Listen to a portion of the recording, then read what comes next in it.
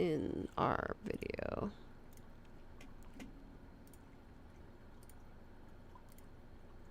Why did it do that?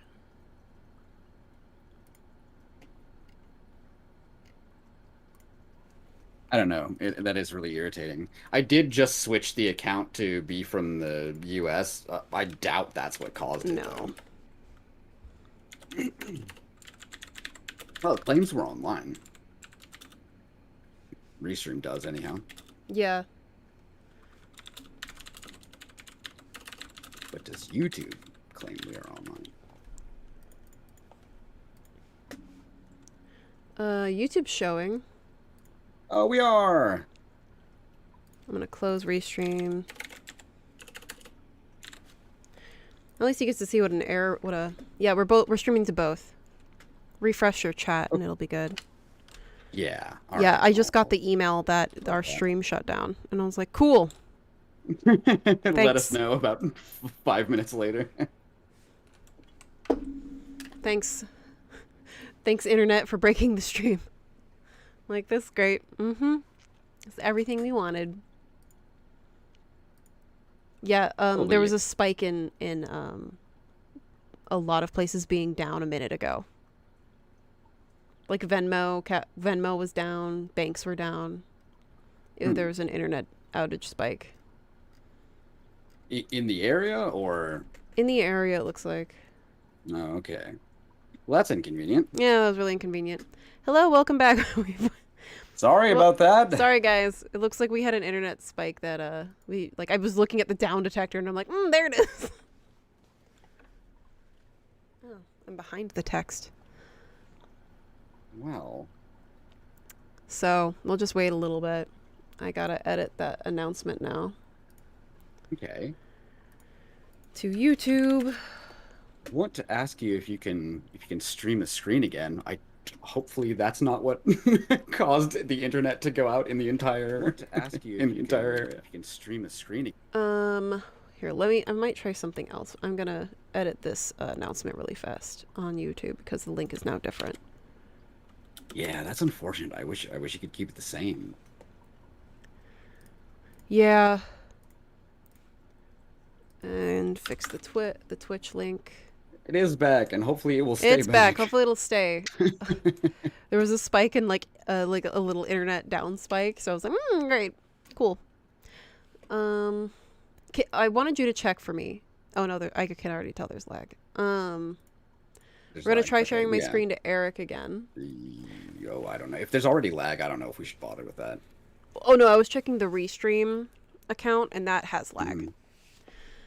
Oh, okay.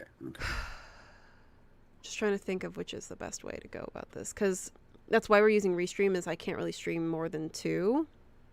Right. We'll try it, and if there's lag, then I'm gonna stop it again. Oh yeah, absolutely. So Eric, just so you know, we're on the Cottage Core screen. We're still on the black screen. I'm showing you the Marvelous Designer page, so you can see all of this, but they can't.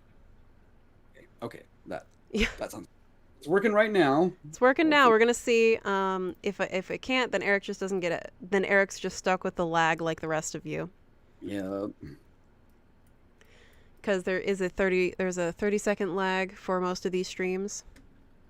So it's like, welcome to the design stream where we relearn how streaming works every other week. I mean, I'm still a baby, so. Well, it's more like, can I stream to 2 sources at once? Like, that's the reason why potentially it can go down, but there was a down detector spike. Yeah, I was going to say, apparently no. Apparently not. So we're going to find out. Let us know in the chat. I'm going to keep an eye on my dropped frames, because there were just a bunch of dropped frames too that was not from me, because I was at 25% dropped frames. Wait, so, looks like we might still be getting some lag. I'm gonna show it here. It's not showing me any dropped frames here. Okay. So that'll tell me if our stream is lagging. I can also ask the chat. I hope you guys let us know if the stream lags for you, because then I will reduce one of my stream numbers, and that will be Eric. Yeah. He can Oh, still talk, but he will be 30 seconds behind. But yeah. Check the Discord.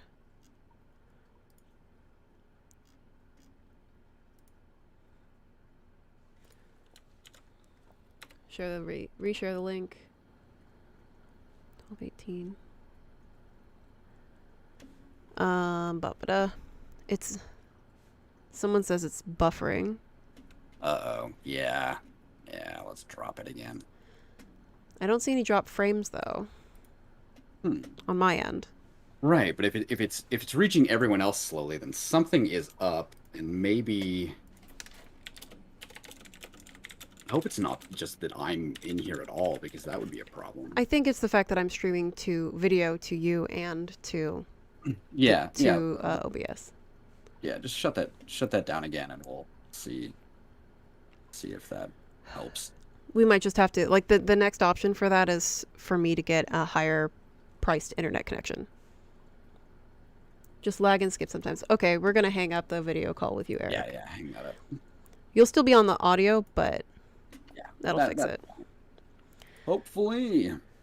That'll fix it. All right. Well, this is also why we wait a couple of minutes. Yeah, the next option is for me to get a higher internet package. So. We should talk about that, because that's gonna be needed anyway, I think. Yeah, I think so. I think we've had enough of these fun little problems. I think it's clear at this point that yeah, I get that sorted out, but we can figure out how to do that anyway. Cover that. Yeah. All right, so we're gonna wait a little bit now that we're back. Look how the words are in front of my face. I didn't realize that. Hello. So, thank you guys for your patience. Sorry that the stream died, but it's weird how like the first time it wasn't from us. It was like I literally could see like Visa had a spike in down reports. Too bad. So it's unfortunate that I can't share it with you. So I'll just go slow, and I'll kind of say how I'm doing everything. Yeah, because it wasn't just that first time. It wasn't just us. Because Marvelous Designer wouldn't open, and that's not a streaming issue. Because it said that it couldn't even ping for my login, even though I had another instance open. Oh, I see. Okay, so the first one wasn't us. Right. It may just be a local internet issue. Yeah. Okay. Okay. So, according to Brandon, it looks like we're doing better. Okay, that's good. Yeah. Because it's going slow if I'm streaming to multiple sources, so I'm trying to think if there was another way to stream without lag to you. We'll have to figure it out another day. Another day. So let me just go ahead and open this. How to become good at pattern making.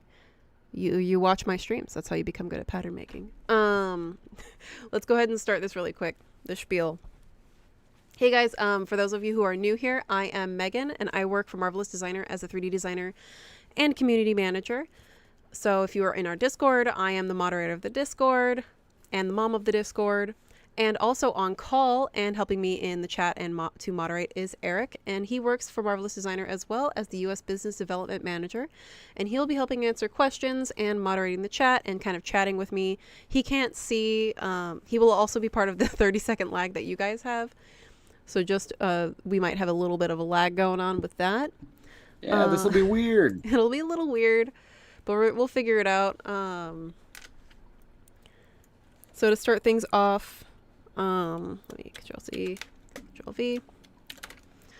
In the chat, I've linked our a little Discord invite for everybody. Our Marvelous Designer Discord is our most active community of users all around the world, from Australia to obviously Korea, to the United States, to England, and everywhere. There you can communicate with other users from Marvelous Designer and get your questions answered, share images, which is also important. I do know that we get a lot of questions on our YouTube channels asking for like help on how do I do this. I recommend joining our Discord, and asking for help there, you're going to get help far faster than waiting for a YouTube comment reply. And for those of you who are watching this in the future, the software I am using is Marvelous Designer, which is the name of this channel. You can get our software on our website at marvelousdesigner.com. Control-C, Control-V. Again, the software is Marvelous Designer. We get a lot of questions in YouTube comments in the future of like, what software is this? It's the title of the YouTube channel. This is the official Marvelous Designer YouTube channel. And for those of you who are on the Twitch stream, oops, I just linked all of it. For those of you who are on the Twitch stream, I just linked the YouTube channel that you can just kind of click. We do keep our streams in perpetuity on the YouTube channel, but on the Twitch channel, we do let them run out. And for the Marvelous Designer tutorials, which we do have for free, we have them on our YouTube channel here. It's that second link that I accidentally linked. For those of you who asked about how to get good at making patterns in Marvelous Designer, you can follow our tutorials. And let me see the support email. And then for the support email, if you're having technical difficulties, feel free to send us an email at support@marvelousdesigner.com. But honestly, it's a little bit faster and more efficient if you submit a support ticket through the website, because you'll already be on your account and we don't have to ask you a couple more questions.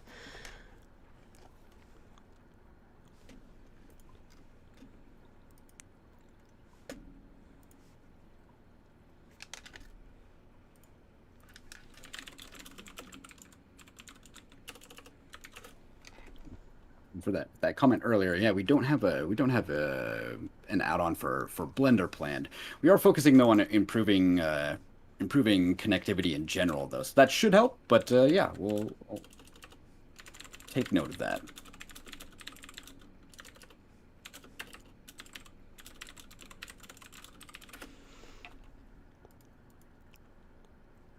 What is the difference between Marvelous Designer and Clo3D? Price, as well as the features catered towards the industries.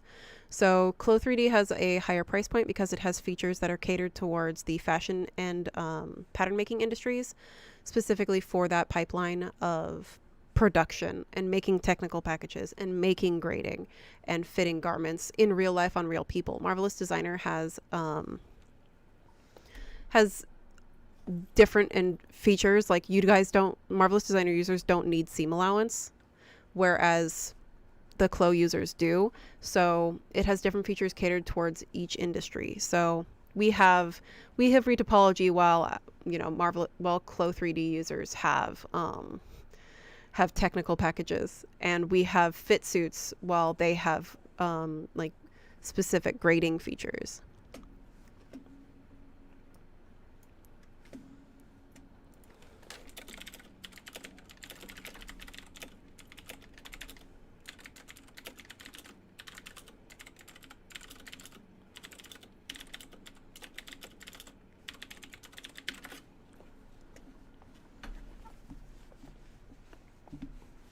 All right, so let's go ahead. I was going to show off what we did last time really fast, just so people can see. It's the previous video. I will be linking them in a playlist when this is all over, but let me grab my cottage core. So we made a basic chemise for women's. That was the pattern. We made overalls, and let me do the actual. So we started off with a shirred blouse, and we made a dress, and then we took the shirred blouse and then we put it underneath the overalls that we had made. And then at the end of the stream, we did use a fit suit and we transferred it over to Hannah, which is our stylized avatar, and users got to see what manipulations need to be made and what to expect when you are changing your avatar very severely, because her bust was very, very different than the first one. So today is menswear, and I'm going to share the first link in the chat. So I love Threads magazine. I am a sewer. I have sewing experience. Here's a free resource for you guys to follow. I will be using this as the example for pattern manipulation for the men's shirt. So I'm going to go ahead and bring in my avatar first.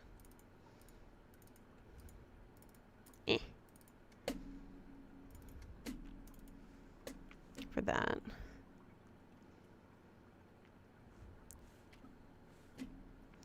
And I'm just going to be using the basic shirt that fits the avatar for this.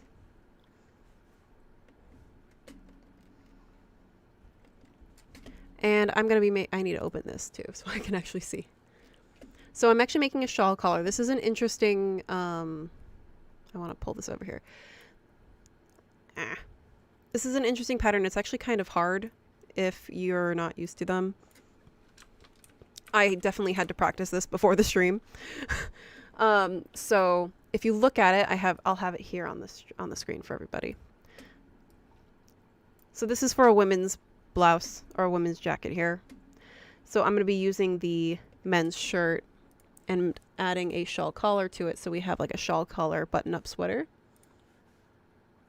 If I have here it is again. So I'll be doing this pattern manipulation. This part here is for the overlap for the buttonholes. So I'll be doing basically like a built-in button placket, and then I will be doing the neckline. So let's go ahead and get that started. And I got to open up my chat again because it fell. And then that way also I'll be a little slower so Eric can catch up, because I know you're on the 30-second lag of what I'm actually doing on screen. Fine. So first things first, I'm really just manipulating the front here. So to get this jacket look and to get, I'll actually just show you another image of it because it's kind of cottagecore like sweater.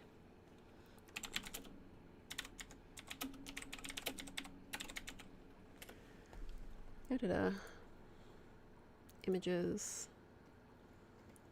Just so you all can see it.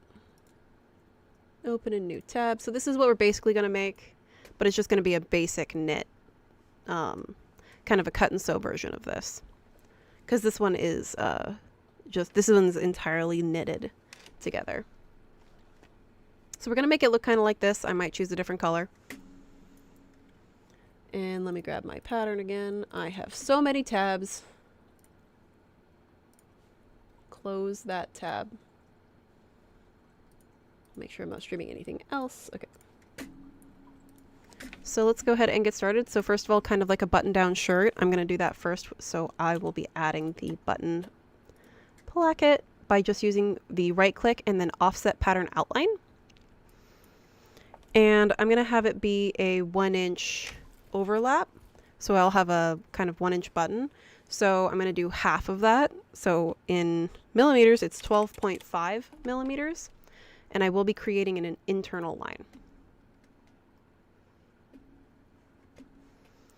There's that. And then I do want to make this more of a V-neck.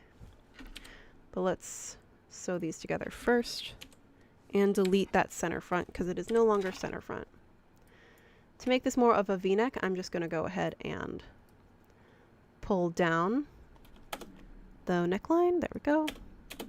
Let that kind of settle. And I'm using Control H to strengthen the side that I want to overlap.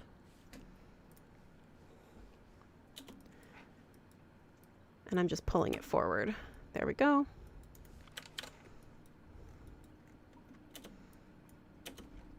That's the trick with buttons, is to get everything laid down first. Let's see. Do I want to make it? It doesn't really matter because I'll be cutting even more into it. So to start off with that shawl collar, pulling over the image again.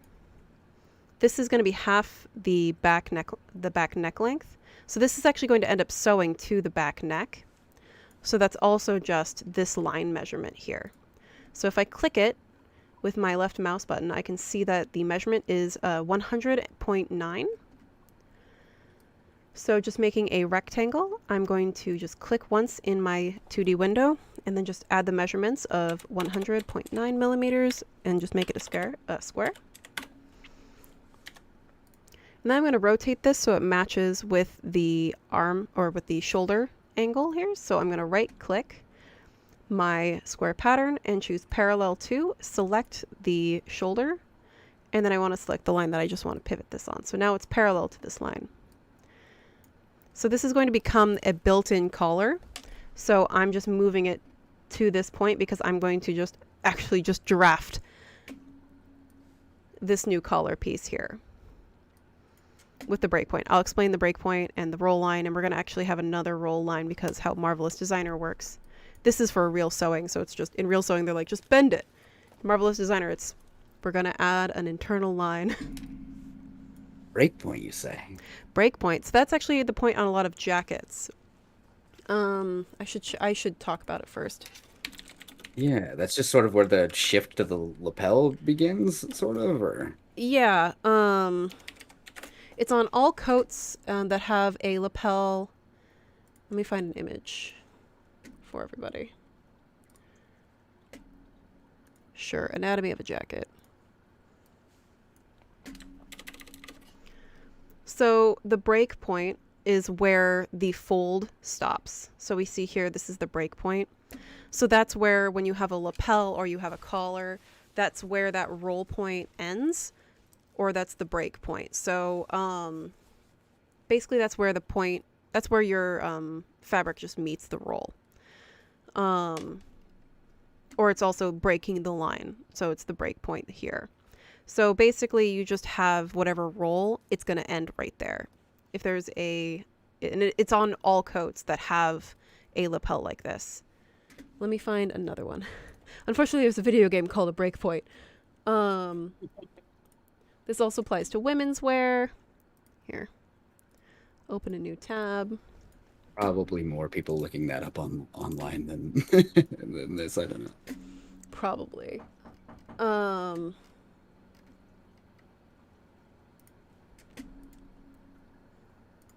Let me grab this. Okay, here's another example of a breakpoint. This is a women's jacket, and the breakpoint is above or right above where the button is. So that's where it just ends up being flat. That's where the lapel ends.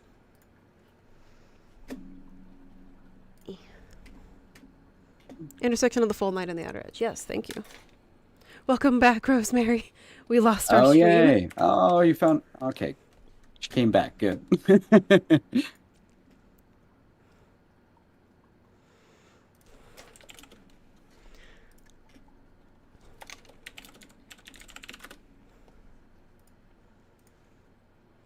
Okay. Intersection of fold line and the outer edge. Yeah, that's a little bit easier to say. It's glitchy on the laptop. Yeah. I hope it's not continuing to be glitchy.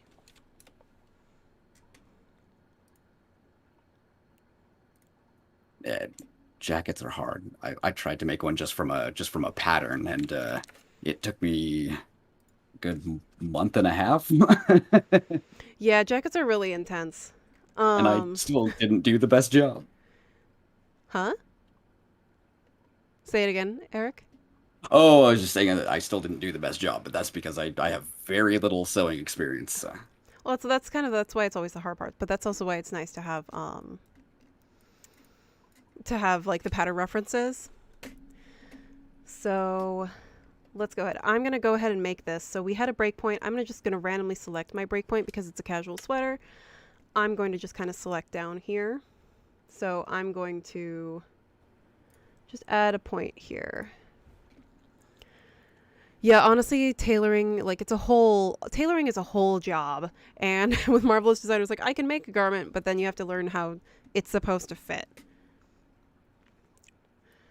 So I'm going to cheat. This is another way to pattern. You can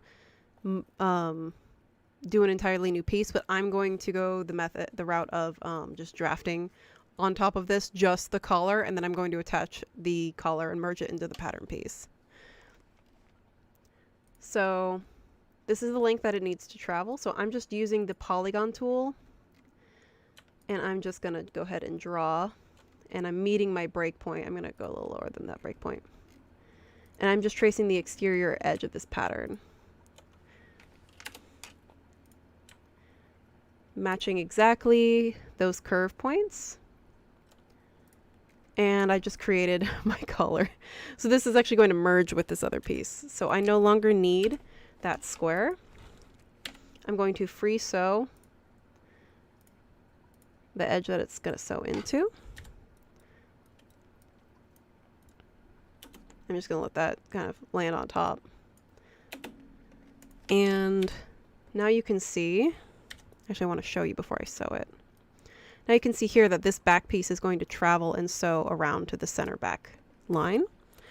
So I'm just going to go ahead and do that. And not do it on the wrong side.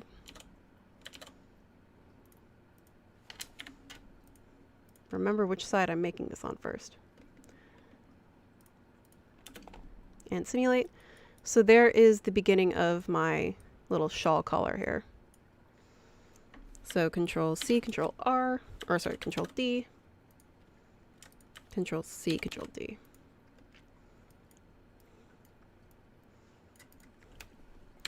Double check my sewing. And I can just select the sewing and choose merge. And now this is all one pattern piece. And then sew the center back. Again, I'm going to have to just fix my overlap, but that's fine because I'm going to reduce that sewing line so it doesn't meet at the breakpoint. That's a really low breakpoint. I'll fix it later. Oh, I don't know why the sewing came undone. See, and now I'm just going to fix the curve just a little bit. You want it to be consistent. A nice smooth curve and not like kind of pointing out like it was a minute ago.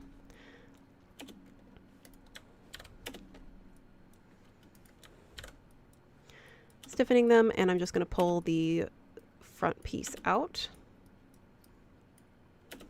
just so I get that overlap. Because honestly, that's just the hardest part. Another way to do that and adjust the front there is to select mesh box, grab, and I'm just going to pull it back. So right now you can see it's not fitting him very well, right? So what I need to do is, let me grab that image up again, is create that first roll line here, just so I have this line so it'll actually break. So we're going to have two roll lines in Marvelous Designer, whereas in normal patterns we don't. So I'm just going to create that first straight line going diagonal. So let's go ahead and do that.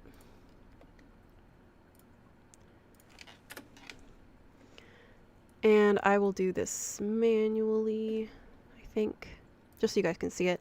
You can adjust the angle of the fold of an internal line just by selecting the line, but you can also use the tool in the 3D window called the Fold Arrangement tool. So I'm just going to grab that and just kind of like apply a small fold so I know which direction it needs to go. It's going to apply to both of them. But we can see here the collar's standing, so I need to create a second internal line to actually create that fold. Oop.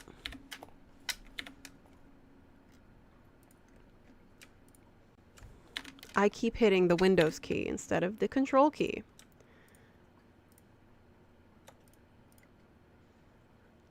There we go. So now I have that internal line, and I'm going to go ahead and do the same thing, except I'm going to make it 360.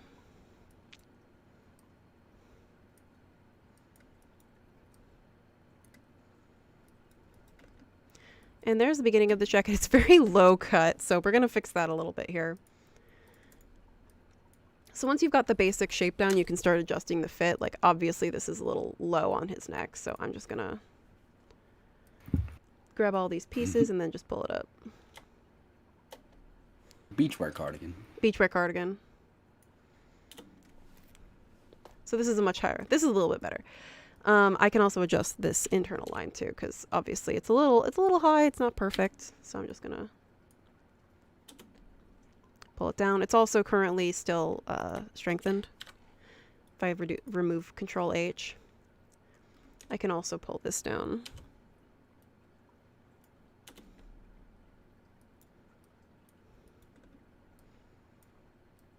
If I wanted it to There it goes. Kind of smush out a little bit more. So let's go ahead and bring in the fabric first before I move any further, because I want to grab that substance material. Because then I'll add buttons after this, but we'll see how far we go. I'm going to just type in the word knit, because I'm lazy. I mean efficient. I'm very efficient. Control A, and I'm just dragging and dropping the knit on here so we can see it. It's perfect. It's like a doll's, like a doll costume. I'm going to change the scale of this by going to my 2D window and choosing the Edit Texture tool. If you are using a substance texture, though, just be aware you'll have to make a new substance texture for each scale that you do it in. Let me toggle this back on so we have a little bit of that. There we go. It's also short sleeve, so we'll be changing this a bit. But the important part right now is getting the fit of the center front down. So we've pretty much done that. It's still at 20 particle distance, just to note. So we can also stair step it down later. So now that I've got my placket in place, let's go ahead. I'm going to change the sleeves. We'll make this a longer sleeve. We'll make this an actual sweater. Even though it's summer for us, it'll be winter for him. So I'm just grabbing the sleeve hem on my my t-shirt here, holding shift, and I'm just going to pull it down. And let's see, that is too long. And the angle's funny. Okay, there we go. Higher.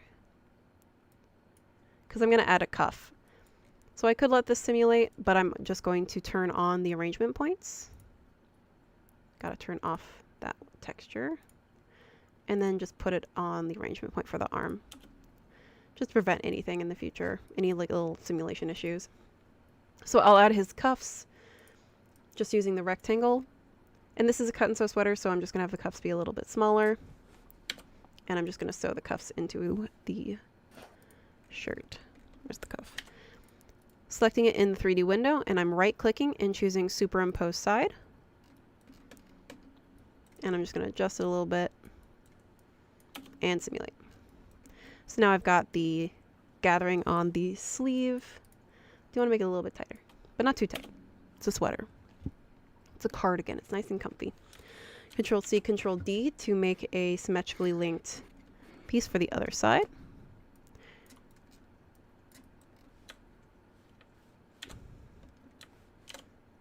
It's a very simple pleasure, but I still love that when you change the size and shape of things, it effectively updates the UVs, so it doesn't stretch out the texture.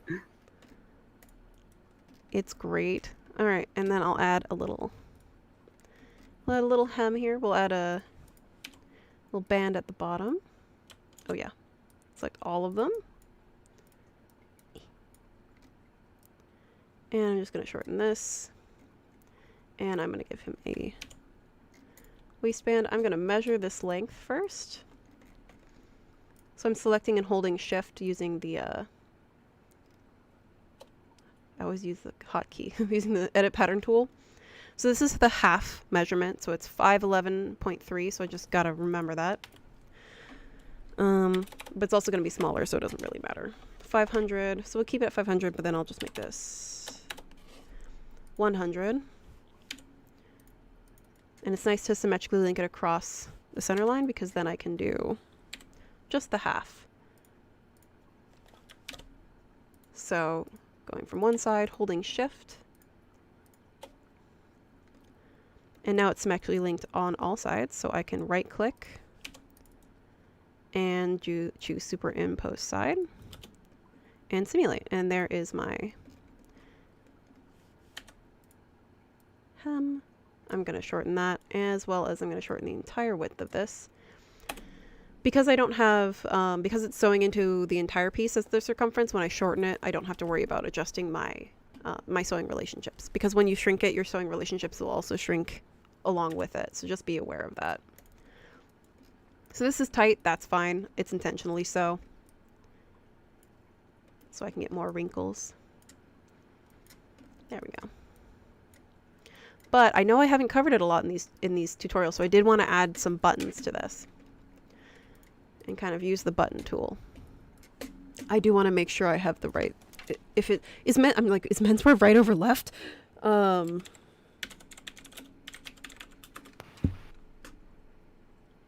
Cool. I don't want single center front zippers. I want to know which side overlaps. Is it right over left or left? It's left over right. It's left over right, and I only know that from looking at a blazer that's hanging in my room. It always gets me. I'm like, which side is it? Like, I don't remember. Okay, and I'm just gonna line this up just for my own reference. I'm not gonna put I'm gonna put a button here, but it's gonna be a non-used arbitrary button, just a style button. So going to the tools in the 3D window, I have my button tools. So I have my select and move button, I have just the plain button, I have the buttonhole, and I have the fasten button tool. So I'm just going to select the button tool here first. It's going to start off at where the right below where the breakpoint is. It's a pretty big button. I have to check the measurement, but we'll change it. We'll change it afterwards. I'm going to select the select/move button tool, or basically it's kind of the edit button tool. Control C, Control V, holding Shift. I'm just going to right click. Actually, I should zoom out first. And then right click. And now I have the paste options. This applies to other tools as well. It's based on it, but I always forget which way. Thank you, Rosemary. Yeah. It's also based on if it was easier for women because they had it the other way, so it was easier for people assisting them getting dressed to have it be left over right over left. So I have my intervals and I have my number of buttonholes. So I can specify my intervals and I can also specify my button, like the position of the button, but I'm doing it down a center line, so that's fine. I'm just going to increase the number because this one's going to be the arbitrary, so I'm going to kind of toggle this. Like, how many buttons do I want? 1, 2, 3, 4, 5. We'll do 5 and like a 6th decorative button, I think.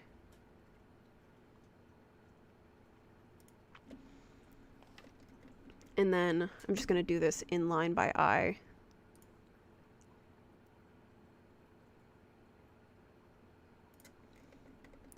And now that I have all my buttons on the one side, that also might be on the wrong side too, but that's okay. I can easily change it. I can right click them and choose duplicate as buttonhole to symmetric pattern. So on the shirt here, or on the cardigan, I guess, this is the now buttonholes on the other side, and I need to swap them, and that's fine. And then the same thing happened with the symmetrically linked waistband here, or hem. So on the other side we have the buttonhole. I definitely did it backwards. That's okay. So if you've done your buttonholes on the wrong side, you can just select all your buttonholes and convert to buttonhole, and select your buttonholes and say convert to button. There we go. Now it looks better. And then using the fasten button tool, I can just select my buttons, and then they have little arrows and they can go right into their buttonholes. This one down here though, I'm going to need to just do manually and simulate. That's also why I have the seam down that center. I can now delete that seam or that internal line. And now it'll hold it in place. Looks like there's some intersection on the top one. I don't know. Oh no, it's fixed now. No, it was just because of the seam and the buttons. And if I want to, like I said, this bottom piece is just a decorative buttonhole. I'm just going to go ahead and click it once with the fasten button tool, and I have unbuttoned this button. So now this button is a pure white button. I haven't chosen the colors yet, so let's go ahead and I guess we can leave it blue. What do you say? I like blue. I like uniform color. Yeah, let's do that. And I can just select the color. So I should actually explain what it is. So I've went to the button tab and I've chosen default button, double clicked, and I've gone down to my material and I choose the color, double click that, eyedropper, and I'm just selecting these buttons to match. You can make them not match, you can make them match, it's up to you.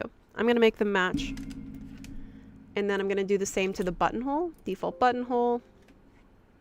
Color. Eyedropper. I like to make my buttonholes a little darker. And select OK. And there is my buttons. Oh yeah, I did say they were kind of large. Let me see here. They were kind of big, so let's actually change the size of those buttons too. And make them hilariously large. 50! So big! Look at them buttons. They couldn't even go through the buttonhole. Because they were at 20, so I'm going to make it 12.5 so it's in the center. A little smaller. Maybe 15. Yeah. And then I'll do the same to the buttonhole. Oh, I just saw the delayed. Oh, yeah. The buttons become huge. Sorry. We'll actually just keep them the same size because they don't actually need to be perfect in this case. Giant, comically large buttons. Welcome to Marvelous Designer, where we make buttons this big. Welcome to the very decorative button school. Class is over. Just spend the next half hour talking about how large or small buttons can be. You can get buttons this big. You can. It's really funny. Oh yeah. Then again, though, the larger the button, the larger the buttonhole. So it's going to be a larger hole to like have tension across. So you'll actually have to consider which direction the tension is going. But we're going to make them small. And to make his look actually nice, I'm going to copy this. Did not mean to make 2 copies. And then I'm just going to change the scale of this smaller one for the ribbing. Now that I've done that, I can just remember I've only put it on the ribbing and then scale it down just a little bit so that it's a little bit smaller for the tighter parts. Okay.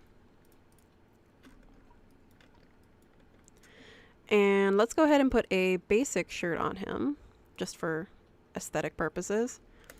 And this is where I'll be covering how to do layering. So I am deactivating this garment that we've just made. Actually, I'm going to save it first. If you finished your garment, save it. Save as project. I'm going to put it in Cottage Core again. Save as men's cardigan. Save. Because now I just have this asset without anything there. You can also save it as a garment. I'm just saving the projects themselves. So Control A, deactivate, Control J. I'm using the modular configurator because we have a nice button down like t-shirt that I'm going to steal. And long sleeves. And I'm just going to move these pattern pieces. My UV map right now is not very clean. Don't judge me. Save your work, save your... Yeah, it's especially important, yeah, to save if you've been working in in the program for hours and hours because it can... Yeah, it does save automatically every 3 minutes. If you go to your settings, you'll see that, but it is good to save it. So I'm removing the modular configurator, so I'm not going to bring any more modular pattern pieces into my workspace. It is blue, but don't worry, the rest of these pattern pieces are not active. I'm just throwing this on there. And I'm going to grab a different kind of knit for him.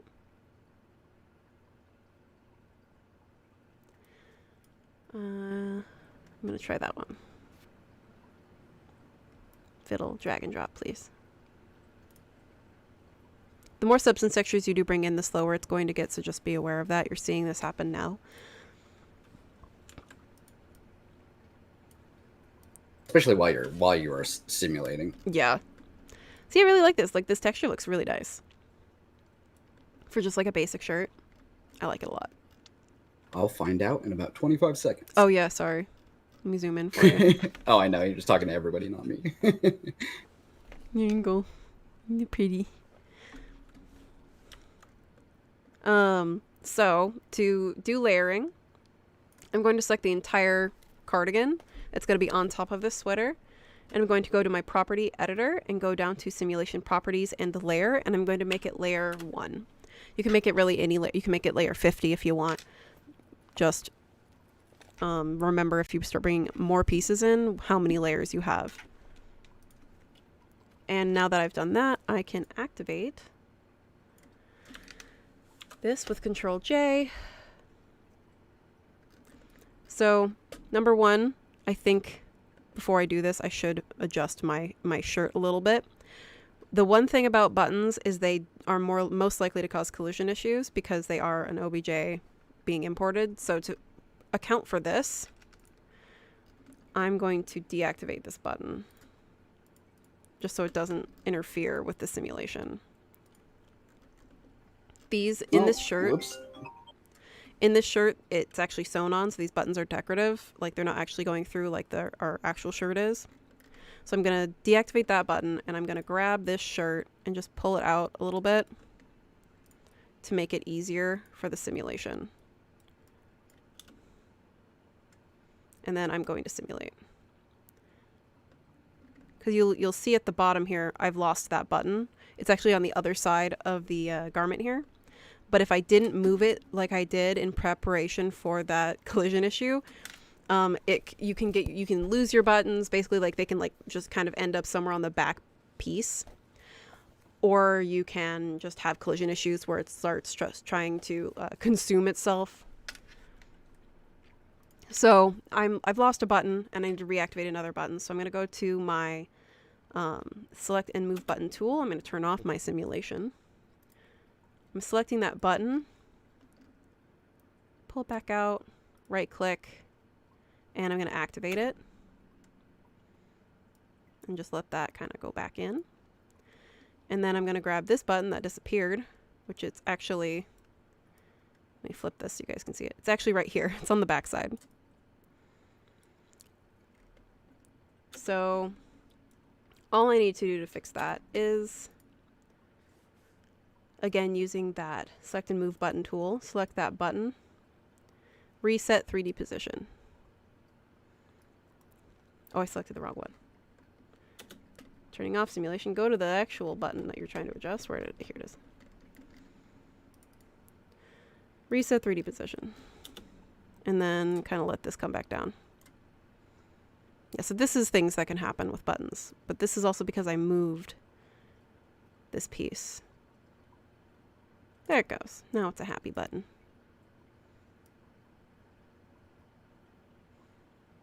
I'm like, why is it trying to fly? There it goes. It was just trying to fly away. I'm like, what are you doing? Yeah, watching you describe it as a happy button as it was, on my screen, freaking out and fighting you. Yeah, it's just like, and I'm out. And I'm like, listen, you gotta stay. So that is basically the cardigan with the shirt underneath. So I'm going to save this file after not simulating. Happy button. It's a little happy button. Bob Ross of Marvelous Designers. Like, it's just a happy button. Don't mind it. And it's just like spazzing out. File, save as project. Happy button. And that's the name of this now.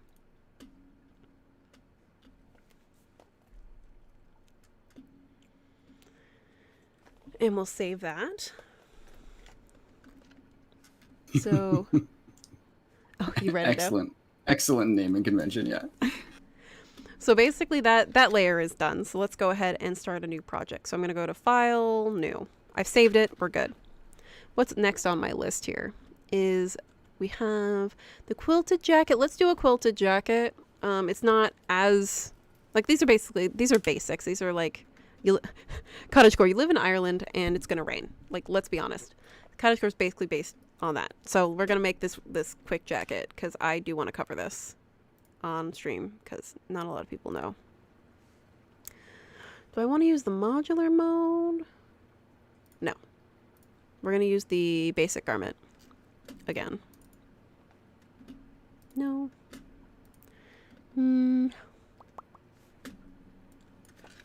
We'll do a different style of quilting too.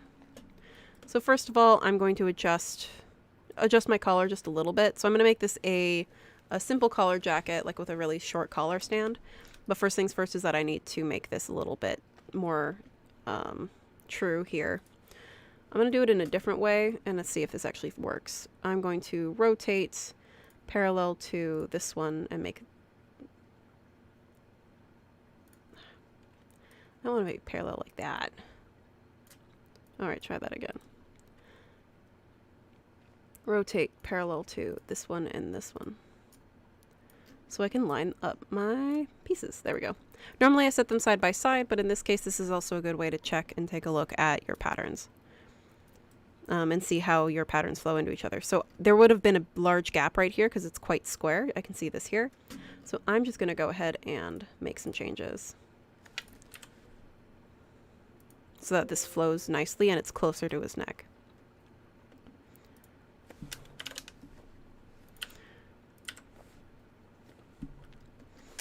First things first, I'm going to pull it closer, holding control so I follow the same line.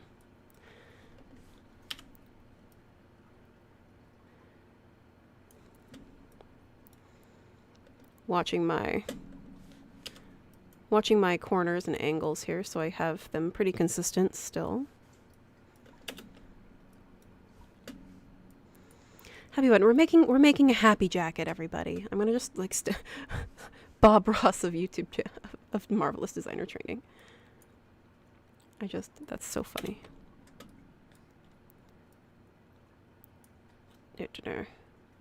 Move that. Move this. You want to make this flow into itself really nicely. Oftentimes you want it to be a perfect square for about 12.5 millimeters ideally, but you might not get that. And that's okay too.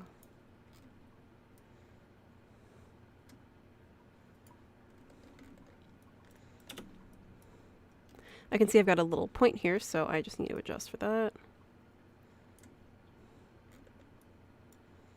Still got a point.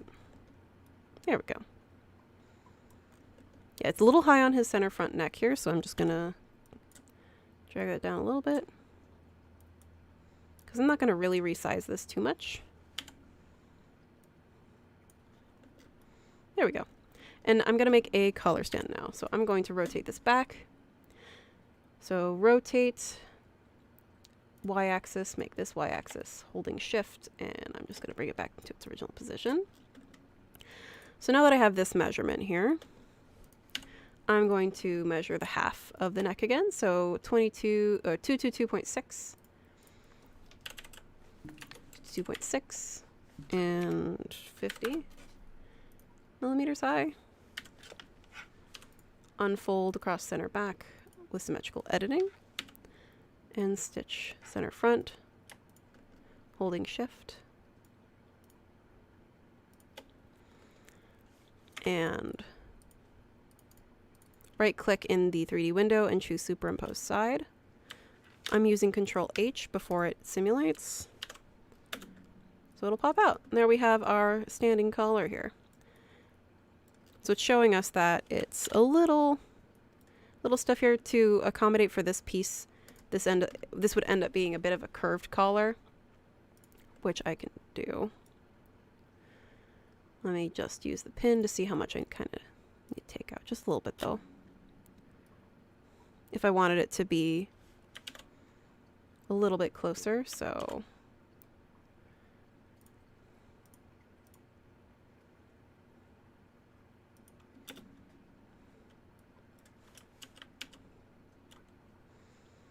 using the slash and spread tool, I'm just trying to not manipulate it too much here.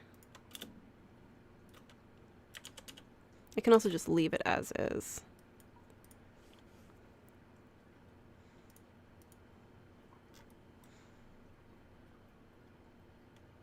Because it's just a super basic piece. I'm going to check it again, see if I want that. Yeah, okay. So to make it a little bit easier for slash and spread, I'm going to remove the linked editing. Do the center, selecting one of these.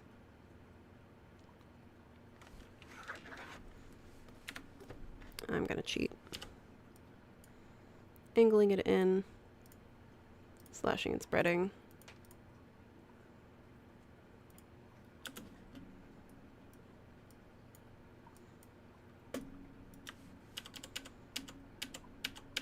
Still doesn't look good. Let's see.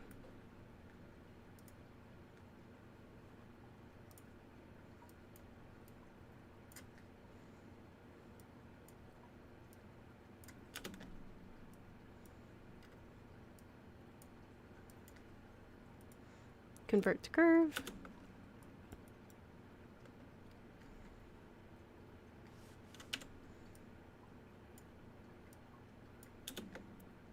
And when it's closed in center front, it'll pull a little bit.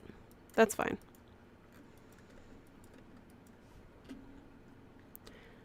Yeah, it's currently the same length, but I'm also just trying to decide if it's really valuable to do that during this stream, just because I want to show the concept of just having the pressure first, because this is for newer users. Because it's still the same up here.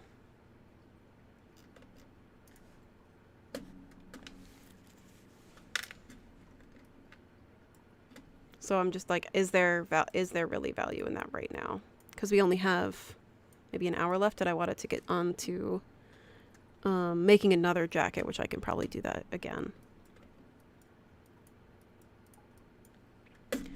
Because I guess I can also just do it this way.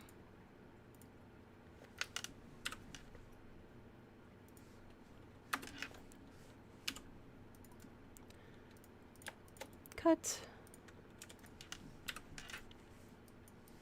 Just so they can see the concept. It's a little easier that way. And then I'll talk about what I just did. Because slashing and spreading is a little difficult when you're doing it on the half. So let me just...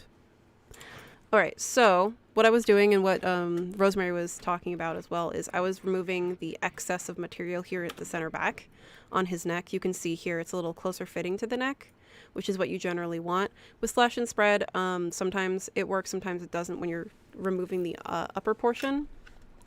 But it's a little bit easier to also just cut it like I just did here. So I've removed a little, I've made a little tiny dart. I now need to merge these pieces back together and then clean up that edge because you can see that there is a point now. So I'm just going to use merge, right click, merge. And then I'm going to clean up this edge. Convert to curve points, delete these curve points.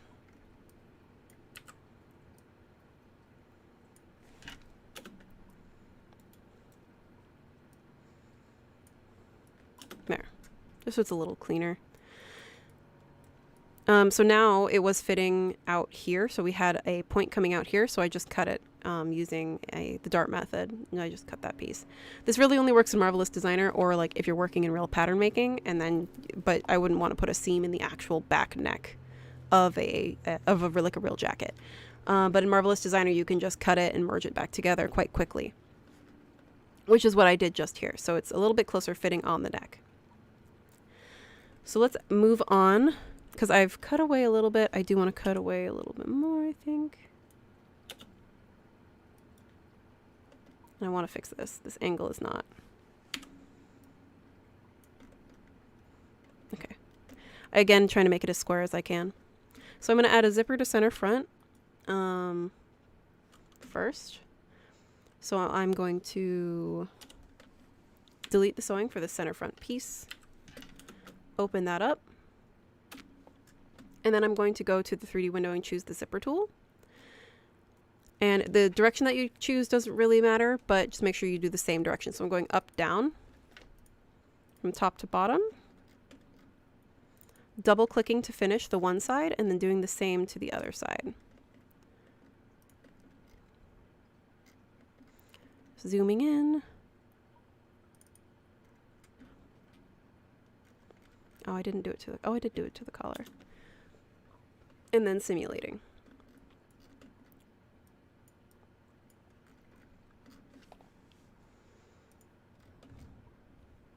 Why is the collar doing that? Let's see. I know exactly why. I did not attach it correctly.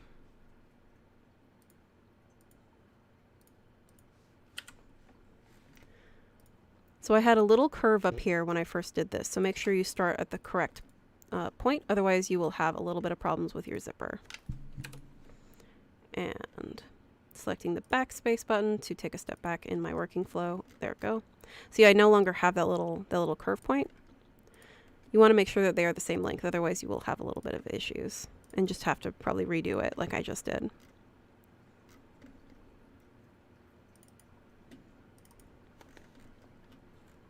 There we go. And now it's laying flat. And my zipper. So now that my zipper's in place, I can go ahead and start the design. So I'm going to do a little bit different of a design than like the normal crosshatch. I'm going to go ahead and do, I'm going to look up a quilt design really fast. Quilt design.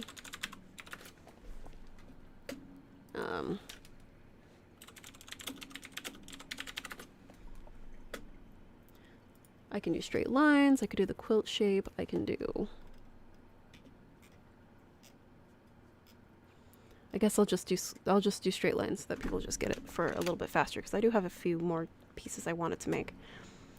So I'm going to go ahead and do this on the sleeves and on the shirt. So I need to make my sleeves a little bit longer because we're not going to have a short sleeve puffer jacket today.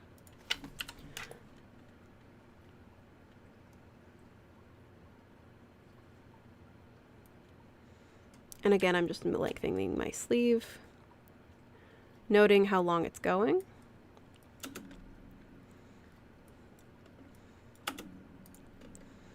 Turning on my arrangement points. And I'm going to make it shorter because I am going to add the cuff. And we're going to do the same to the shirt, making sure I do it to both front and back. No, he's in a nice little thing there. Nice and short. It's a little crop top right now, but that's fine. So now I'm going to go ahead and do the puffer portion, or just kind of quilt it. So I'm just going to go ahead with a basic, selecting in between my two lines that I want to work in. I'm right clicking and choosing offset as internal line along a curve. This does have some curve in it, so I can go ahead and get a design that I want. I don't think I want it that way. Maybe I want it this way. I can choose my number of offsets. I kind of like this one a little bit better. I'm going to do 11 on the front, and then I'll do the same on the back. Offset along a curve, 11. I can change this design and I can just draw it manually if I wanted, but I am lazy. I mean, I'm efficient. Along a curve, again. And so now I have my internal lines. And I'll do the neck as well.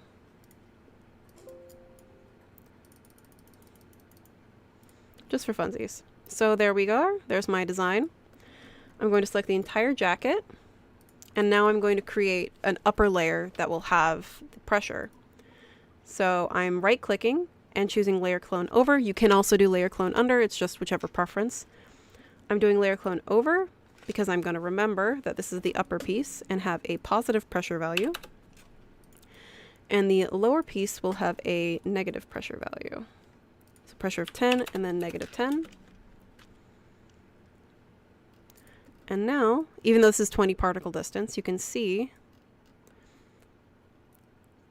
the beginning look of my jacket here. So all of these are sewn to each other with those internal lines. That's why they are the same up here. So let's go ahead and bring in the ribbing again, or the cuff. I'm going to go ahead and just, I don't want to grab the fabric yet. So I'm just going to go ahead and measure it again, just to double check for the bottom. So I have 498.8, okay. So I'll do 450, and then we'll make this 50 again. Unfold with symmetric editing. And I'm just going to sew it to the bottom piece. Right click and superimpose side. And then pull this back down.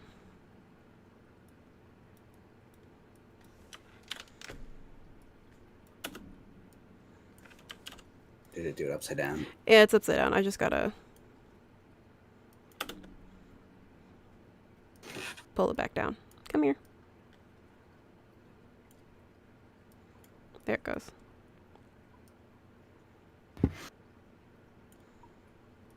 Just like a normal shirt, it can happen in Marvelous Designer too.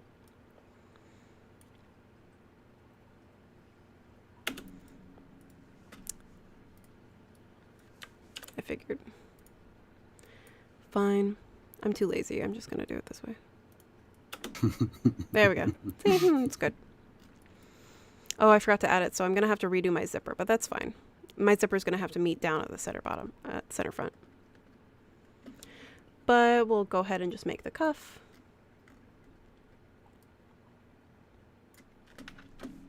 Actually, you know what we can do? We can take those the overalls I made in the last stream and we'll put them on him using the auto fitting. Because I chose men's pants. I think that would be cool. I haven't done that yet. We can do that. So, because I know we're kind of cutting it close. I mean, no, we got 20 minutes. We got 40 minutes. Yeah, no, we can do that. Though his 3 layers on top with the overalls up top. Oh, no. I mean, I'll bring in the other shirt with the with the overalls, and I'll have the overalls go over the piece. But at least we'll also have the what is it? The fit suit again, because a lot of people are still getting introduced to the fit suit. Got it. And hotkey. There it goes. Because I know this doesn't really look it, but I don't know why. But a lot of jackets actually have this in like cottage core looks, and I'm like, cool. That's weird, but all right. I'm gonna go ahead and just fix that zipper one more time. Normally, you want to do it when it's 1 layer, so that you don't have to deal with this. But do you want to set this up so that you can see all of the layers and unzip stuff, or how do you want to look in the end? This one in the end is just going to be a normal, generic piece. I wanted to finish up with I would ideally like to finish up with a pocketed coat over the overalls, over the overalls that are probably just over the that imported jacket or something. Like maybe the actual like barn coat or something would be nice.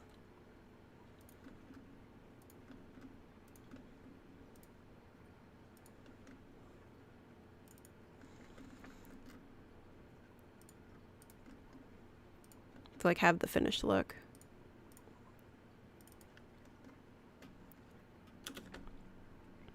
It's mad because there's pressure. There we go. Now the length is correct though. So I did just want to kind of cover pressure briefly on this stream. So we have the jacket, which is nice. And then we'll just go ahead and fabric. We'll make this library fabric. We'll finish this one up to nylon. You could do this as cotton as well, but canvas, featherweight, matte. Oh, matte. And then color. This one will be a sky blue, a dusty blue. Why? Because I've chosen arbitrary color. And then I'm just going to grab one of our other just knits. Yeah, do a knit cotton jersey for fabric 2, and I will put that on the ribbing, and then eyedropper to make it match, but also make it a little darker. And I can do the same thing to the zipper. So color, I can make it match if I really wanted.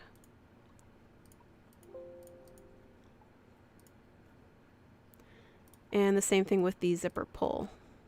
Just selecting it itself and going to color.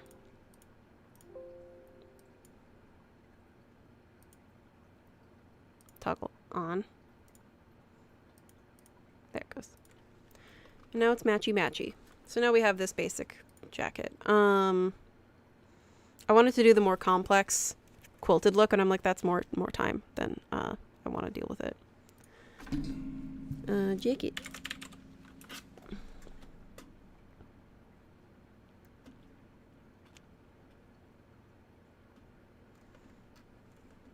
Actually, since we're here, I'll just do a manipulation. I saved the jacket. I'm going to right click, lock all pattern outlines, and I'm going to delete all my internal lines. So now I have a basic jacket again. Unlock all my pattern outlines. I'm just going to sew center front for now. It'll have a zipper. It'll either have a zipper or buttons. And then I'm going to pick canvas, because now I'm going to swap over to that coat that I was talking about. Cotton canvas. Fabric.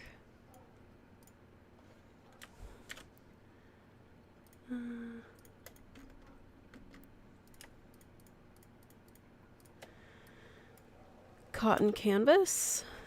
Oh, I accidentally deleted the cuffs. That's okay. And I'll just do the cuffs again. So this one is going to be a barn style jacket. So this is going to be a stiff jacket that normally someone would wear while working in a barn specifically, that would have a wax coating on it. This one, obviously, we're not going to have the wax coating, but I can simulate it. And I'm just going to throw that on there. This is about to get very stiff in a minute. Superimpose side, Control C, Control D for asymmetrically linked pattern piece on the other side. And I'm just going to simulate that. This is just a little bit of a different style. Normally it would have like a simple cuff coat with probably buttons, but I wanted to have this one have the ribbing. Because there's a bunch of different styles of those coats. This still has negative pressure, as you can see with the wrinkles, so I'm going to go back and remove pressure and make that 0. And simulate again. So now it's not stuck to them.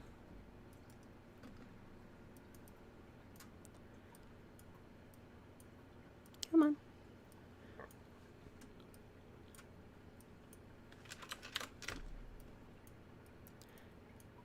Figure yourself out. Thank you.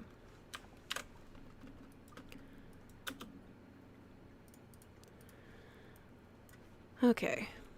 So now we have the beginnings of this coat, but most of the times the barn coat is going to have a bunch of pockets. So let's take a look. Barn coat. Men's.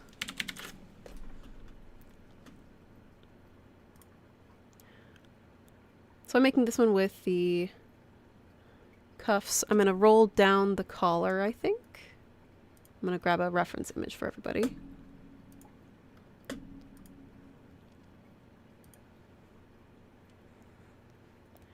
I'm just going to steal this one, whichever one this one is. Just whatever this is a reference for. I mean, it's really, I don't know if I want it to be that simple. I'm like, I don't know if I want it to be that simple. Those are just patch pockets. I was going to do box pockets. But, you know, whatever. Let's see, let's see. Oh, this is better. I like this one. A little more complex. I'm not going to do the flap yet, but I will do the rest of these pockets, just for the sake of speed. I'll leave it up for a second. So we'll add these pockets. We'll add this pocket flap, and then we'll add these pieces. And I'll flip over this collar. So we'll start with that, and then we can move forward with more designs on him. But I'd like to get the other pieces there too. So first of all, we're going to have that the support structure in the in the shoulder, so I'm going to go ahead and add that extra. Move that much lower. Adjust its shape. I want to see what the back looks like.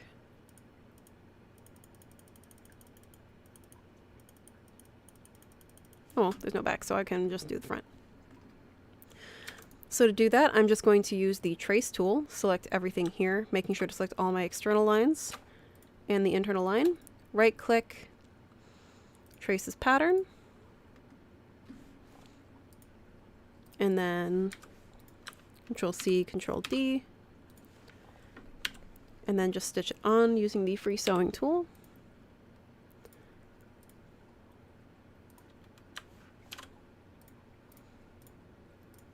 Just make sure I do this correctly.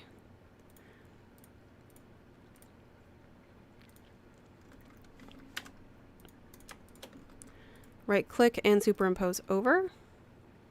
I have no layers going on, so here's my, I don't need to worry about collision, so I now have this thicker layer on top that I can top stitch if I wanted to create that look. And then, looking at the photo again. Okay.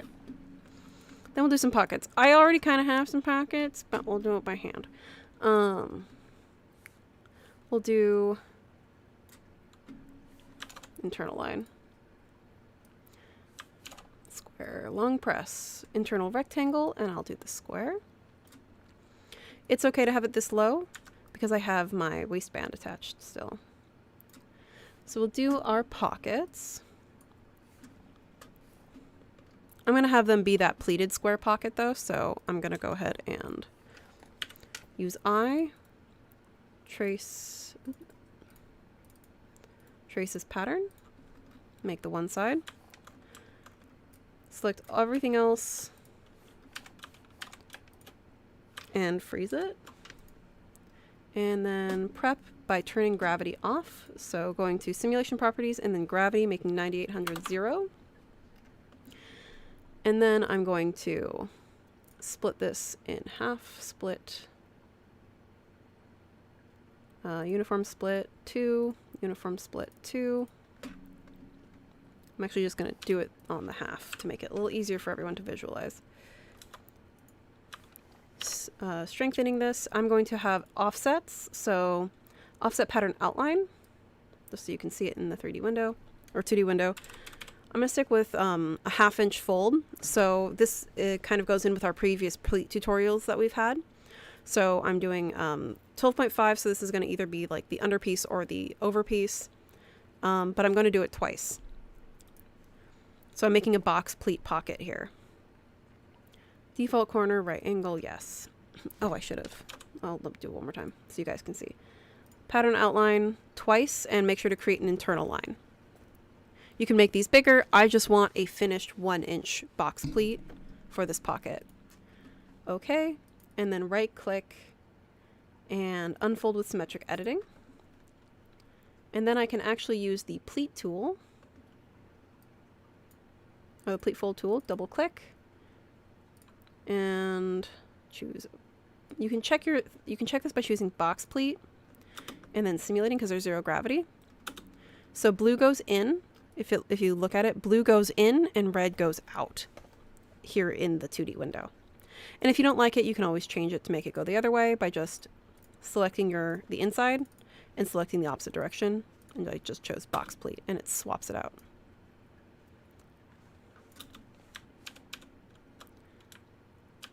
There. But I'm going to stick with this for now. And then I'm going to make this a little bit thicker. So I'm going to have a border, so it's going to have a 1/2 inch border. So you can make it like a whole, just one piece, a separate piece, but you can also do it here on the pocket. So I have my pleat. I'm selecting those outer edges and I'm going to choose the pattern offset outline again. Hi, welcome back. Welcome back, Fredo. Unified corner. I only need the 1. And select OK. And now I can sew it to itself. So this to itself here. And then I'm going to sew this pleat closed, so I'm going to go ahead and just sew the top. So for sewing a pleat closed, I'm using the red line here. So the one that's going out, I'm sewing it together, like right to itself here. So it's little, the notches are going to be right next to each other instead of parallel, like instead of matching the direction. So now that I've done that, I can go ahead and sew this into this piece, but it is symmetrically linked, so it's going to try to sew to the other side. So remember to remove the link to editing. And I'm going to delete this. Segment sewing, and in this case I'm going to do free sewing, just so I make sure to do the correct direction for this bottom of this pocket.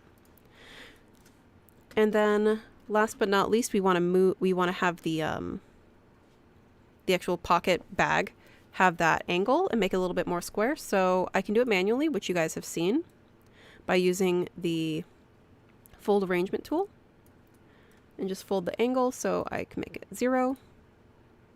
But I can also just do it manually by selecting my lines and make it 0. And this should be fine. And there is my whole pocket bag. I'm not going to sew the top closed, just so it has, you know, technically more space to fit something in. But let's go ahead and make a pocket flap for this pocket bag. And I'm going to do it here again. I'm just going to make it square.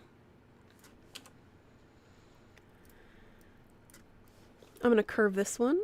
So I'm going to use the smooth curve tool. Just grab those corners. Remembering 29.2, kind of just making it average.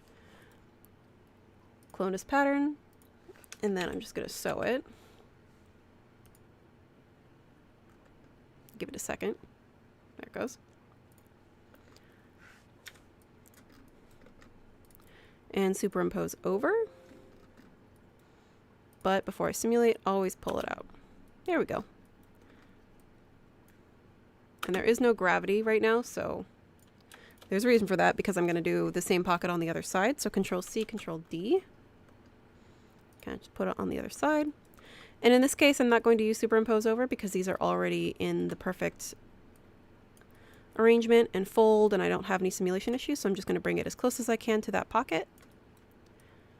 And then simulate, so it just kind of lands right on there. There we go. And there is no gravity, which is why this is floating up. So let's go ahead and bring gravity back in, because I've already done those pleats. Right-clicking in the 3D window, going to Simulation Properties, going to Gravity, and adding back 9800 negative, and simulating.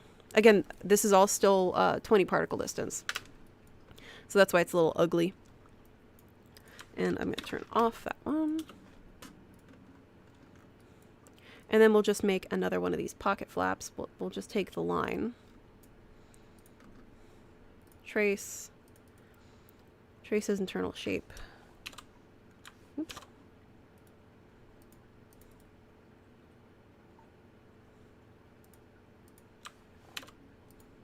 Sometimes that works, sometimes it doesn't. I'm just going to make a copy then.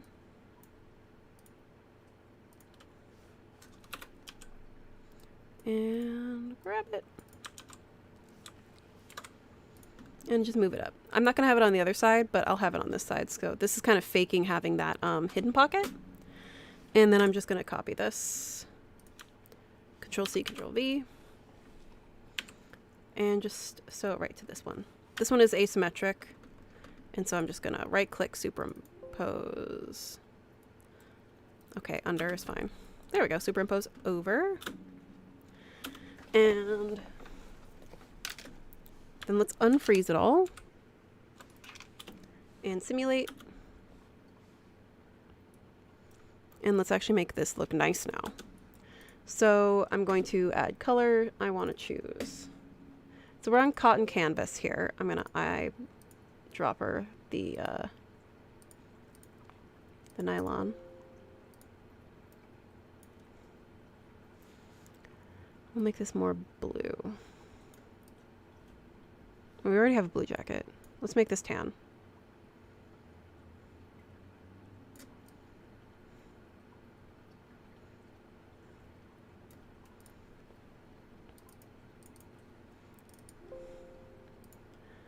cotton canvas. Yes, I know. Thank you. Make this a little darker. And for this on the collar. So now I also want to have this collar fold down, but let's go ahead and add the zipper first. So I'm going to go ahead and use the sewing tool, delete that sewing relationship, let it open up for a second, and then I'm going to add the zipper.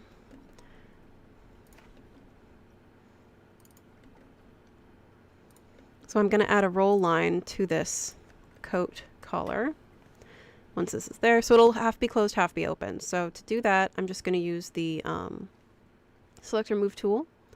And I'm just going to grab the zipper and just pull it down. Fancy. And so now I'm going to add a roll line or an internal line here. So I'm just going to use the internal polygon tool.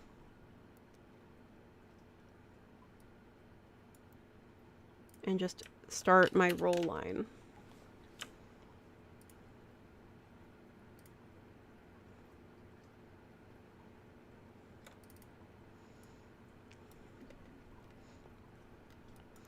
And then I'm going to cheat this, and I'm just going to use the Line 3D pattern tool and just continue from where it stops in the 3D window.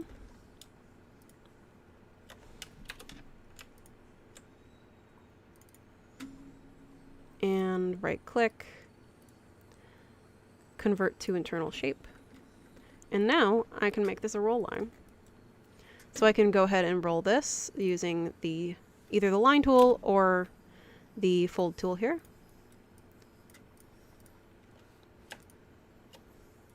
We'll do the collar first. And then also pull this one.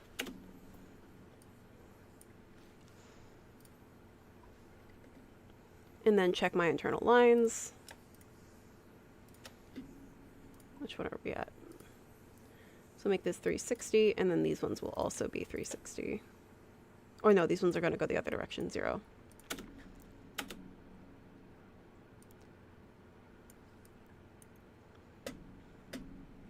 Should they be 360? Let me make sure I'm doing this right. 360.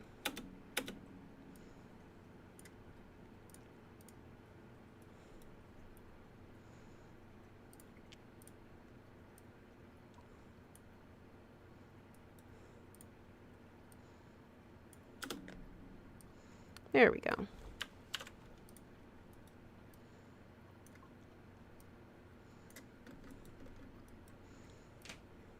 Again, this is kind of crunchy just because it's my, it's still all at 20 particle distance while I'm settling this up. Just kind of pull it at it.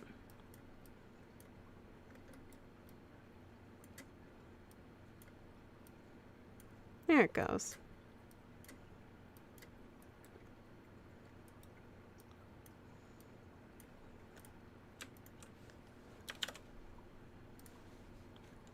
Control H, not Windows H. There we go.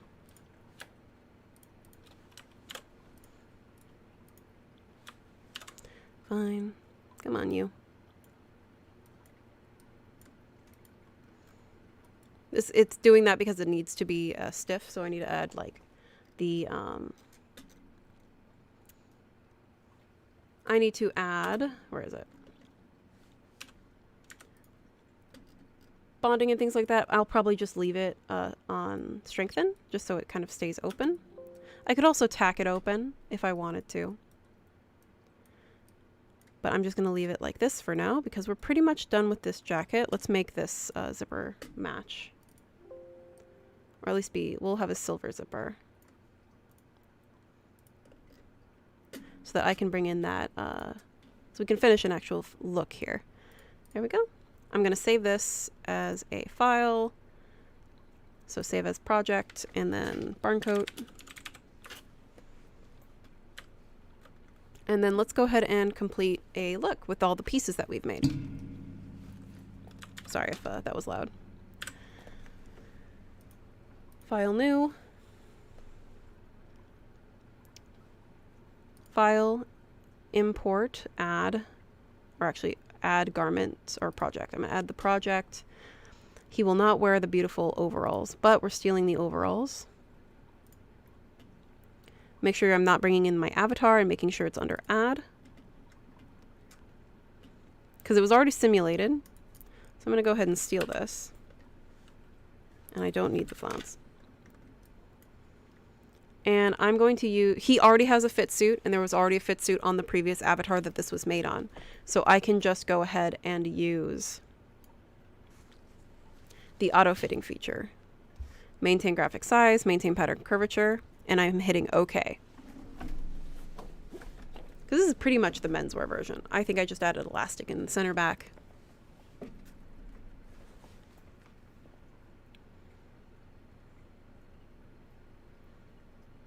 And so right now it's doing multiple tasks. So it's resizing it to fit his fit suit that's on him. It's auto draping and it's auto targeting onto this avatar. And you can do this with custom avatars that you've brought in that are human shaped. They have 2 arms and 2 legs.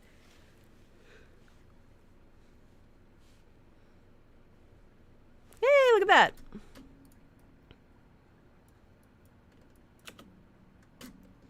Doesn't fit amazingly well. Let's see here.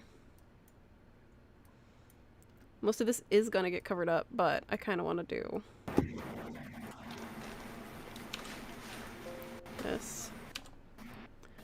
So there's some fit issues going on, so I'm just grabbing all of this, and then I'm going to pull it down. What? No. It's lovely. It's perfect. I just love how there's so much just right up to his own waist.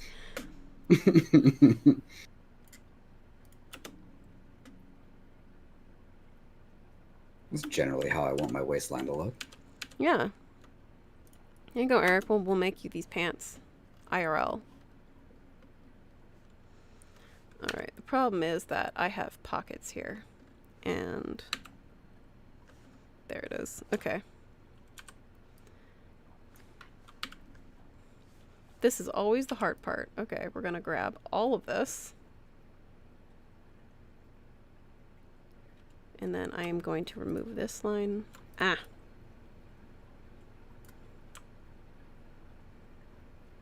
And also this. I'm very, very excited to see our friend here finally getting some pants. Right? That'd be great. Okay. I keep hitting control instead of shift.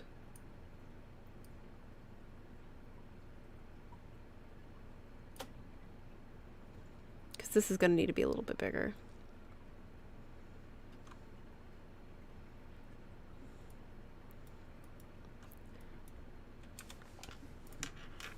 I need to delete this pocket just because I need to fix the manipulation with it, and I can already see that this is a problem. Center back looks okay because this was all lowered. Huh? Love the big midriff. This is the design. Welcome. Well, this is. I don't know what you're talking about. This is great. I might have an issue with the pocket, but we're going to find out in a second. Nice! Yeah, he's got the midriff going on. Obviously, I styled this one to actually be women's, but also it doesn't have the seam in the back, so I'm going to go ahead and adjust some of this. But most of it won't be seen anyway, so we're going to keep moving forward. But I do need to double check all these packets. Right click, superimpose under. And let's see how this worked. I just need to fix that one thing. Swapping over to the M hotkey to sew, sewing my pocket on. This is really funny. I also need to lower the rise on him. Oh, yeah. You can see how it's like pulling, so I'm just gonna Lucky for us, he is basically a Ken doll, so.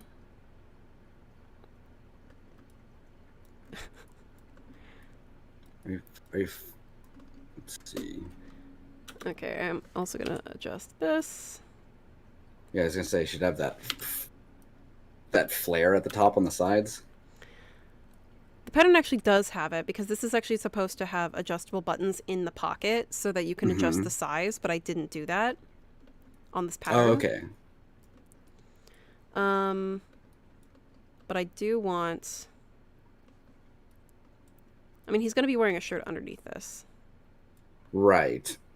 But I do want to adjust some of this. The problem is that there's just a pocket in my way that I have to account for. Come here, pocket. I'm trying to cheat. I'm trying to line it up without having to actually do too much math. Or like remake the pocket. You can see that there's a little bit of difference here once this... Pretty close, though. It's really close. It's just something to be, like, to note. This has happened a few times when I've done, like, the sweaters on dogs and stuff like that. Mm-hmm.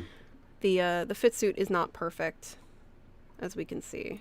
Yeah, it gets you most of the way. Yeah, you just gotta do cleanup. Overalls are meant to be baggy, but it's a little much. It also just might be because I still have to add volume around his hips. Yeah, exactly. They should be baggy. It just had an area at the waist there where it shot out pretty. I think it's just because I need to take away the tapering on the legs, actually. Oh yeah, maybe just take out that tapering. Because the first one was made for women's. Yeah, that still is a little high. So I also didn't lower it on this. Oh yeah, on the back it's pretty tight in there still. I should also just check my strain map. Well, yeah. I think I can tell where the strain's going to be, but but it's also good, and not everyone knows about it. But I need to move them at the same time. It's actually not as bad as I thought. It's not as bad. I just need more circumference around his hips.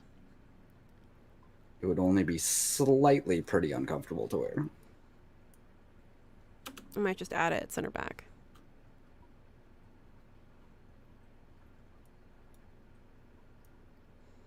And then let that fall. There we go. Turn off the strain map so we don't have these shapes and colors. Oh yeah, that's looking great. Yeah. That's much better. So let's go ahead and deactivate it. File, import, or file add. Where is it? Import, add, file, add, garment. Oh wait, I need to add project. File, add, project. We're not going to have the cardigan over it. We're just going to take that shirt. So I'm just going to do happy buttons because that one had the shirt. Making sure it's on add. No. Oh, yeah, that was the one with the shirt and the sweater.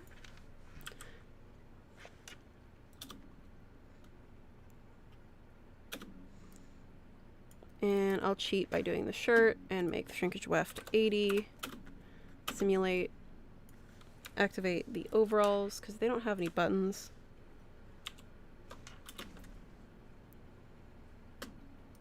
I'm going to still make that layer 1 though. Just to help it. Layer. Oh, did you want the sweater to go over both of them? The sweater's not going to go over both of them. The coat will. Oh, okay. So you're just getting rid of the sweater. Yeah. I'm like, I don't really need the sweater. It would look kind of weird if I did that. So just put all of the garments that you've made in there. Every single garment. Uh-huh. Add project, and then we'll just kind of finish it up because we're kind of at the end here. Add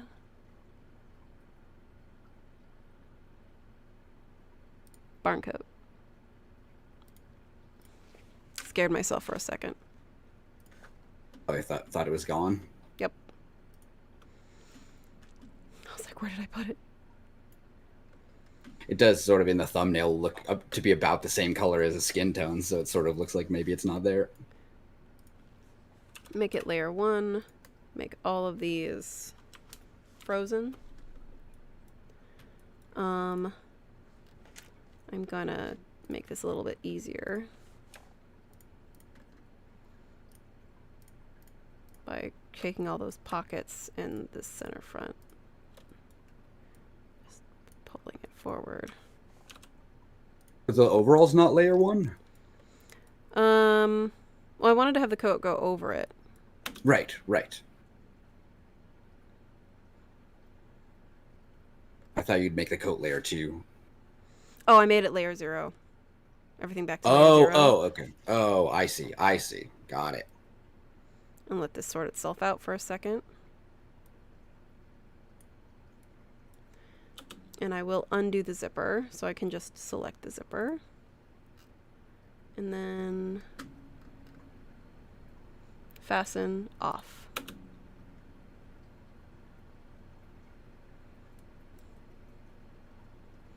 There's still a fit problem, but... Ah. What are you doing back here? Excuse me, sir.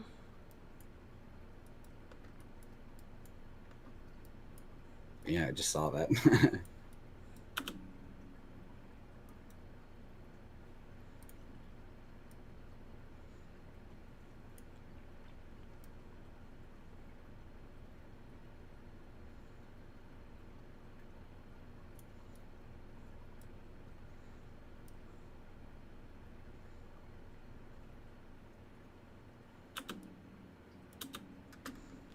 About? It should be fine. I just need to stiffen it. Come on now, jacket. Come on. I'm also doing all of this at like 20 particle distance, so that's probably why it's having those collision issues. Yeah, it does kind of crumple up. Yeah, this one's 10, but this one's still 20. Mm-hmm. There it goes. Sometimes if you're having problems with it going inside of your avatar, you can just hit Control H or right-click strengthen, and that fixes it right up.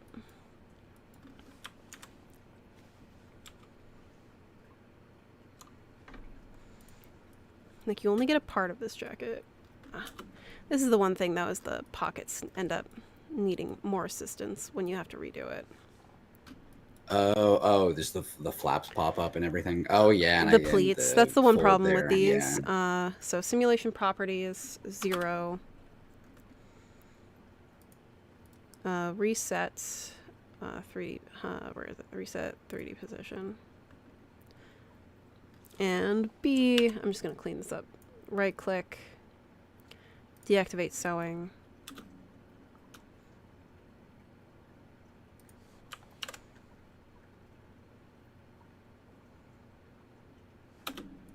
And there we go. So I fixed it. So when you encounter those issues, you can easily just fix them. I've deactivated the sewing. I'm going to have to reactivate it, but I'm going to just bring it close again and do the same thing that I was doing before.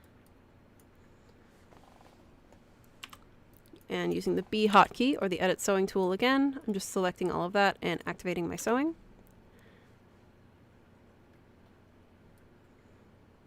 There we go.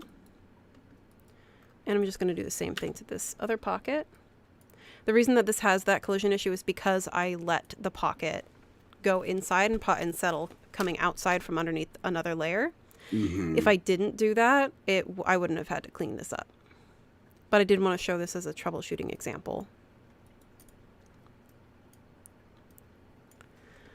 And again, I'm just using the B hotkey or the edit sewing tool, selecting all my sewing and just deactivating my sewing. Simulating this. So it has its nice box pleat again. And then I'm just going to manually pull it closer.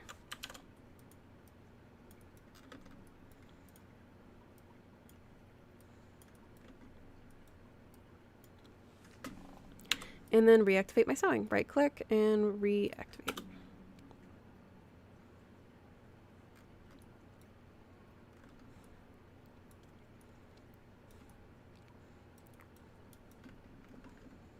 And then turn on gravity again. Right click in 3D window and -9800 for, that's too heavy. -9800, not 98,000. And then simulate.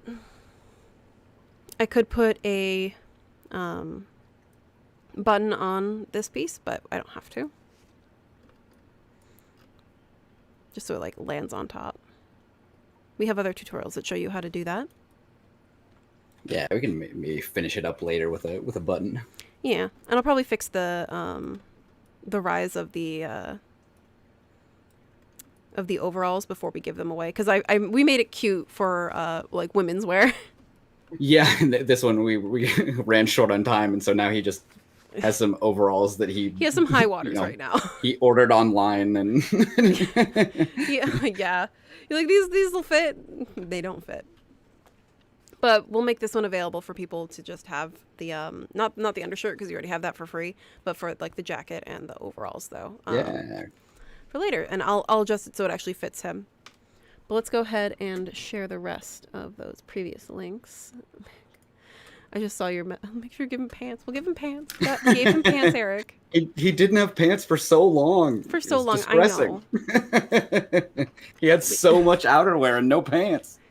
Well, we bring him in last. We can also give him the other pants that are from the other lines too. From like the sack coat pants would also fit with this. Oh yeah, that would work pretty well. Yeah, but we already made those, so and those people can already download those online for free from our store at marvelousdesigner.com. So let's go ahead. I'm going to go to the end page here, and I'm going to share links again with everybody. Thank you for joining us.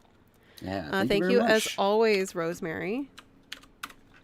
So I just got the hi on the Discord, or on the Restream chat. Oh, did that just pop up now? From us. So I'm linking in the chat for those of you who are new to Marvelous Designer, who are struggling with patterns and like want some feedback from other users as well as us. In our Discord, that is our most active area. We're monitoring it often. There you can share your work with other users, you can get feedback from other users, and you can kind of troubleshoot if there's something going on with your project and things like that. I did say our website. I'm gonna link it again. For marvelousdesigner.com, that's where you can get our software. You can get a free 30-day trial, as well as that's where you can check our forums and our other help centers and our manuals, as well as we have other links to other tutorial sets on there as well, but they're still all available on our YouTube channel. So for those of you who are on Twitch, here's a link to our YouTube channel itself. That is where we will have all of these streams up in perpetuity. On Twitch, we do let them expire after 14 days. But here on YouTube, they'll be here as a reference for you. As well as, for those of you who are new to Marvelous Designer, we have on our YouTube channel, I'm linking our beginner tutorial series. So this is how to like kind of get started with pattern making, which is like the multiple different options like tracing, draping, drawing on something else, like drawing on your avatar, things like that. You can start off with our tutorials there for those of you who do want to learn how to get started in Marvelous Designer. And if you're working in Marvelous Designer and for some reason, like, you've refreshed your program, you've refreshed your computer, and like your avatar just keeps changing shape and warping for some magical reason and you don't know why, and you think it's a bug or something's going on, or you can't even log into your account, for example, feel free to send us a message through the support. You can also send it to support at marvelousdesigner.com. But if you do contact us through the support website, you will already have some of your login information, so we can help you faster. And we should have some videos to help with some of those issues coming up too. Yes, we will have troubleshooting issues soon. All right. Well, thank you, Megan. Yeah, thank you guys. And also if you have suggestions for streams, for future streams, and thank you, Eric, for being here. For future streams, you can send us an email at community@marvelousdesigner.com. I don't recommend sending us technical support questions, because this is just kind of for like Discord, like contest ideas or more stream ideas, things like that. Feel free to send us what you'd like to see, or sometimes we do like Q&A. So if you are struggling with a specific thing on a project that is not an NDA, you can send us like, hey, I'd like to see this in a future stream, to community@marvelousdesigner.com, which is what we have here. So I'm sorry I interrupted you, but thank you, Eric, for being in the chat with me today. And we have you on audio again, so that's great. I finally figured that out. Yeah. Couldn't. We'll figure out the rest of our stream issues before next time, I'm sure. Yeah. Fun times. Yeah. All right, then. But yeah, thank you all for joining us. Feel free to join our Discord. I'll share the link again to the kind of the shawl collar that I made in the Discord resource thread. Well, I'll see you all next time. Bye. Thank you guys.